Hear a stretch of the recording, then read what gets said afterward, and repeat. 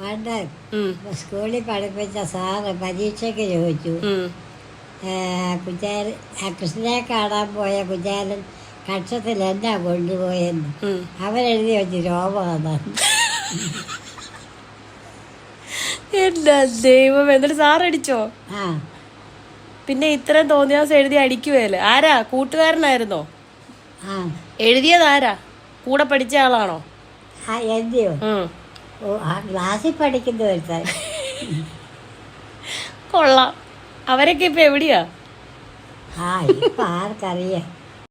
ഇങ്ങനെയൊക്കെ ഉള്ള തമാശ കാണിക്കുന്ന ആൾക്കാരൊക്കെ ഇനിയുണ്ടോ കൂട്ടുകാര്?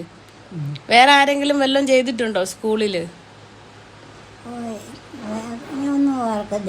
എന്നാലും ഒന്ന് ഓർത്ത് നോക്കൂ, വല്ലതൊക്കെ ഉണ്ടോന്ന്, ഇതുപോലുള്ള തമാശകളൊക്കെ. സാറ് ചോദിച്ചു പാല് തരുന്ന മൃഗം ഏതാന്ന്. അവൻ പറഞ്ഞു ജോസാമ്യാണ്. അതല്ല, ജോസാമ്യ പാല് കൊണ്ടിരുന്നു. പശുവാന്നല്ലേ പറഞ്ഞത്? പശു അല്ലായിരുന്നോ?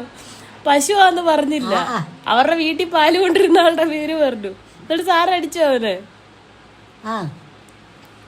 ചൂരല് കൊണ്ടടിച്ചോ? അടിച്ചു.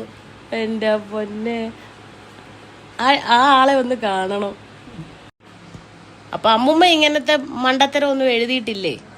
ഇല്ല. അപ്പം അമ്മുമ്മയുടെ കൂടെ ചെറിയ ക്ലാസ്സിൽ പഠിച്ചോണ്ടിരുന്ന എല്ലാം മണ്ടന്മാരായിരുന്നോ? ചെറിയ മണ്ടന്മാരുണ്ടായിരുന്നു. എന്റെ അച്ഛൻ പഠിക്കുമായിരുന്നോ? അടിക്കാൻ മണ്ടനായിരുന്നു.